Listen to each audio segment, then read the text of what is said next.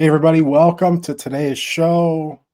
We're going to be diving in and talking about how everyone is focused on SEO, but we believe you should be focusing on GEO just as much as the importance of the AI. AI search just becomes more and more important every day. We're seeing this ourselves, Andy. So, off the top of your head, what is the biggest argument you could make just for the importance of focusing on GEO, generative?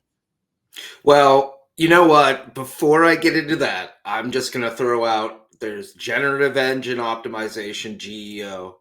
There's AEO, which some people say is AI engine optimization or answer engine optimization.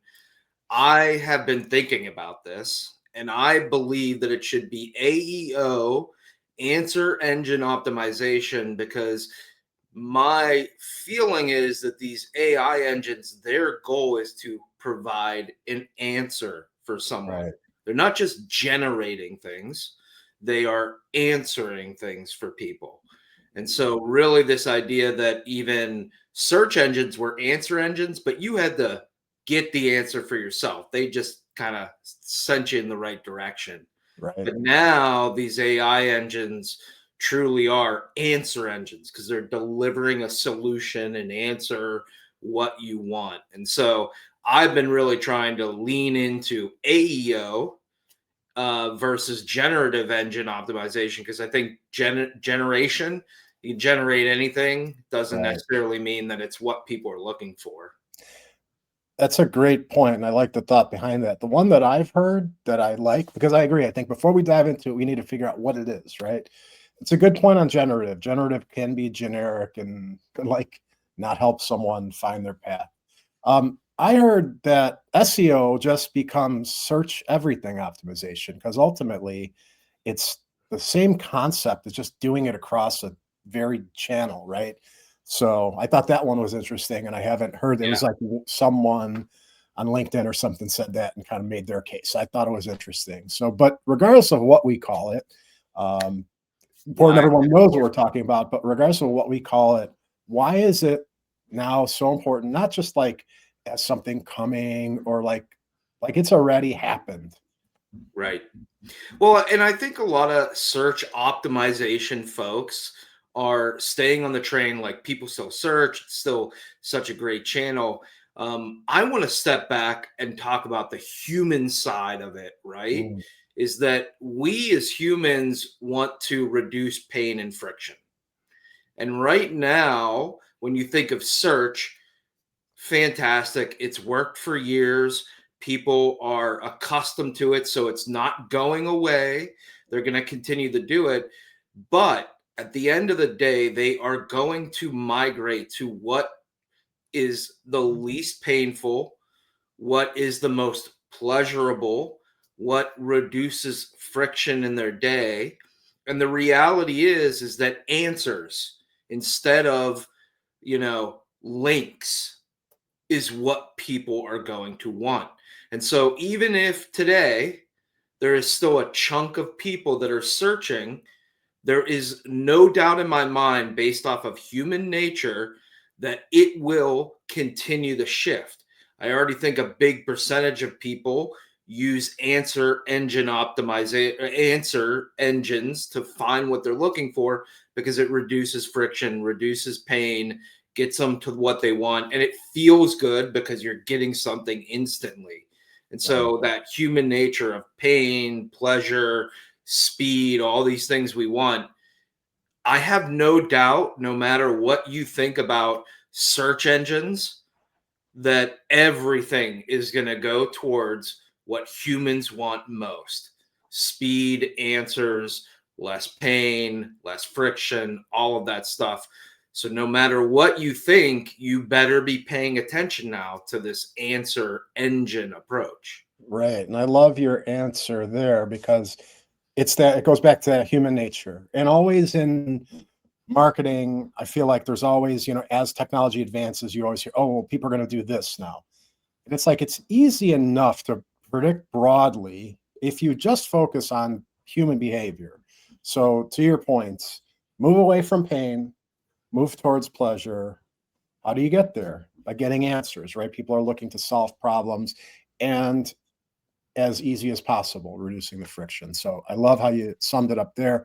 Something And that, even the search engines, we know they're moving in that direction as well. right, They're now answering at the top, and if we don't believe that they don't see that that's the trend and they're going to continue to go towards less friction, less pain, more of that immediate satisfaction, I think we're all crazy. And so I will say to my brethren SEO folks out there, because we've been in that boat for a while, I appreciate that you're chomping at the bit, that the numbers are showing there's still a lot of people searching. But our world's completely changed. So don't, if you're holding on to the past, you're going to get run over. I mean, our business, simple example, but we get 90+% of our new business from inbound organic. And we've seen in this calendar year, 2025, more than half, I would say close to 60% of the people coming to us. It used to be 98.9% from Google. It's now answer engines. They're saying they found this ChatGPT, Perplexity, all the others. Super interesting, like how fast that shift happened. Yeah. And I think, one thing that I've heard is that people are really concerned about zero-click searches. Right. Zero-click search means you do a search in Google, it does actually provide an AI answer, and there is no next click. And now those AI answers do have links, so you may get some. But I think there's a reality that we need to understand is that there are going to be more zero-click searches. But once there is a click, it's going to be much more intentful, Right. right? And so instead of us getting 1,000 clicks and a bunch of looky-loos that are, trying to figure out if that click is the right thing they were looking for, now it's going to be by the time they actually click, they're going to have a solid idea that they're clicking in the right place, because the answer engine is going to deliver an answer for them. It's going to help give them context for it. And then they're only going to click the link because they still want to learn more. They still want to validate that answer. So what I think people are going to see is it's not necessarily worrying about zero click.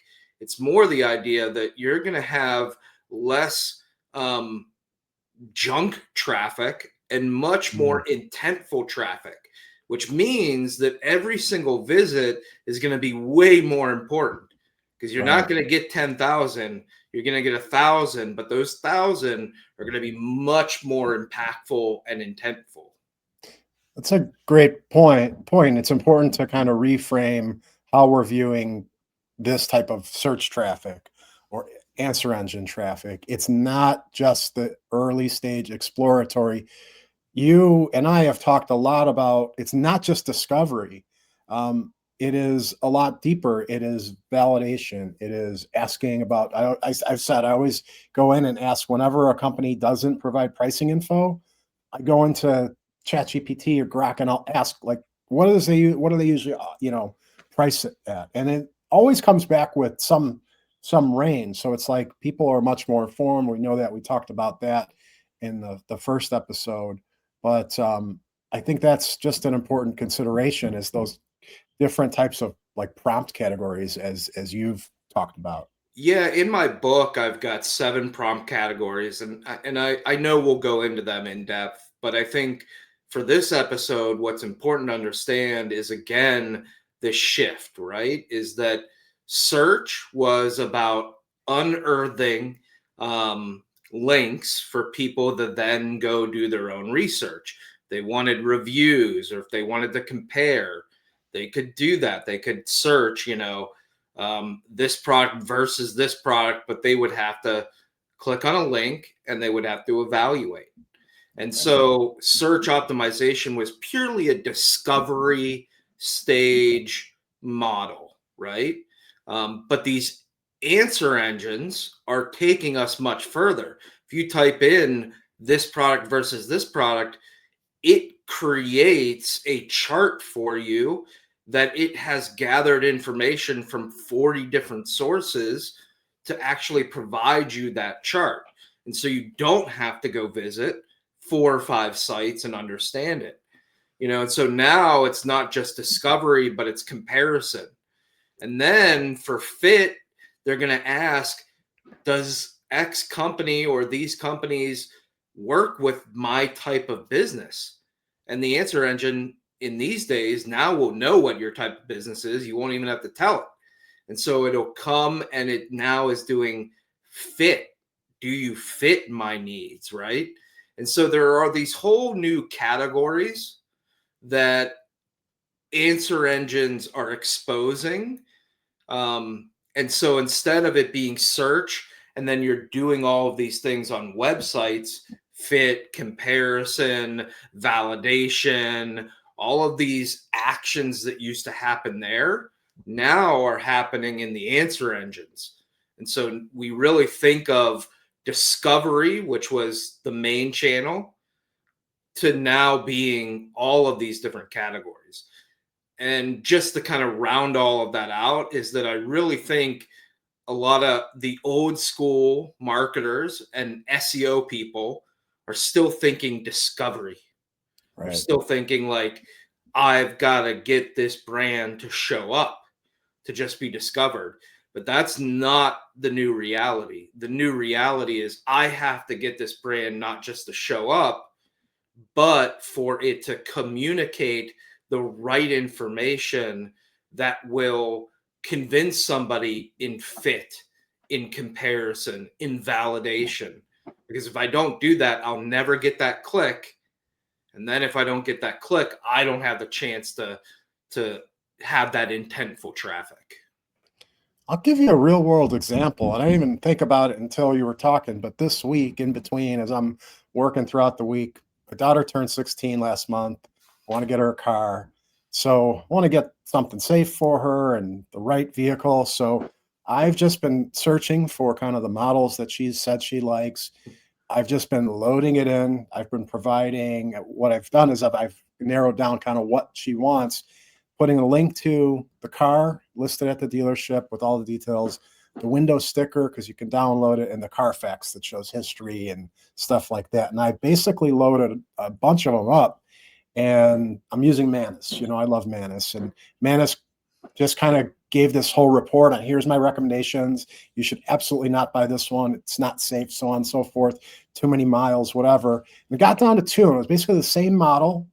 One had slightly lower mileage, one was slightly less in price, but it was like barely anything. And it made the recommendation go with the one that's higher priced. It's got just a few hundred miles extra on there, but it's only a few $100 more. But the dealership that it's at has outstanding reviews. People are saying it is the top dealership of that make in the region. The other one has kind of so-so. So that was the deciding factor that it came back. But it came back, to your point, with a list of kind of like checking boxes saying, this car checks all these. This one is missing here, here, here. And like I did so little work other than just finding them and just putting them in there. I'm going tomorrow. I have an appointment at that dealership. So like And I'll did just it all give a for me. shout out for old school marketing and say Jeep Wranglers, which I am a Wrangler person, are the best car. So It's funny because that is the one that my daughter wanted, one of them, but the safety ratings came back for a teenager. So it's anyway, 100% safe. So yeah, no, that's great. And I totally agree with you. It's that's the world we live in now, because think of the pain and friction for you before. I want to go back to that human nature, because I do think, under all of marketing, under most things, is human nature.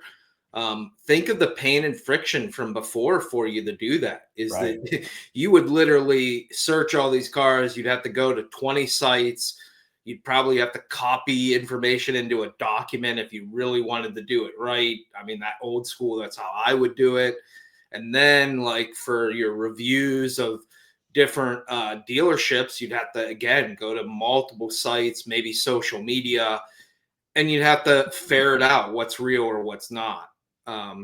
And so this thing that used to be 10 hours of our lives at night is now probably a couple of minutes. And Right. so we really have to think about that. I, it doesn't matter what anybody thinks. Humans are going to, like water, find the easiest path. And so I think we really have to understand that there is no alternative other than answer engine will be where people go and what we need to make sure our brands have presence in. 100%. And before we wrap up here today, like, I love this topic. We could probably go on, and I know we'll do more in this series, but what would you say, like, what are the next steps if someone is, this is like really resonating? How do you get started in answer engine optimization? Well, I can't help but plug a little bit. One, read my book, The Omniscient Right. Buyer, because I talk a lot about this in depth. Two, our product Frictionless, which helps you audit AI engines to figure out for different prompts what they would say about your brand. And within it, we even start with your personas. Who is the audience, the humans? Figure out what would they ask, and then help you figure out what the AI engines answer. So I think two good places are: one, get familiar with it; two, audit. And whether you use our tool, you do it manually, or you find another tool, audit. And then after that, I talk a lot in the book about, and we'll probably get into it, there is a change in the way that you create content. It's going to be auditing old content to make sure that you don't have inaccuracies out there. Because no matter how buried it is or how old it is, the AI engines have it in their database now. So Right. you want to fix it. Two, we're shifting from this mindset of creativity for humans and interest to consistency for AI engines, because they're algorithms and they understand connections of words together in patterns. And so an idea of moving from trying to influence humans to giving AI engines patterns is definitely something that we're going to need to be thinking about. So those are just some initial pieces. There's so much more to it. Huge topic, but definitely start with just understanding it better, omniscient buyer, and doing some AI auditing. Yeah, no, great suggestions. If you guys want to check out Frictionless, frictionlesshq.com. Take a look there. Very cool platform. Or get in there manually, and as you said, just start to find out what the AI engines are reporting back when you mention your brand. So, but get to it, get working on it, be aware of it, because it's here. It's not coming, or it's already been here. Going to get more and more important, and I'm sure we'll go a lot deeper on some of the things we talked about here today. So thanks, Andy. We'll see everybody next time. Thanks for tuning in. Take care, everybody. Thanks, everybody. Happy birthday, Tony. Thank you.